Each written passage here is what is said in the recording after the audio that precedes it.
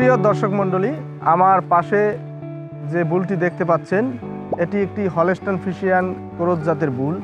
এই বুলটির নাম হচ্ছে কিশোর, যার বুল আইডি হচ্ছে 267। এই বুলটির ব্লাড লেভেল হচ্ছে 62.5%, যার ভিতর লোকাল ব্লাড লেভেল আছে হচ্ছে 37.5%।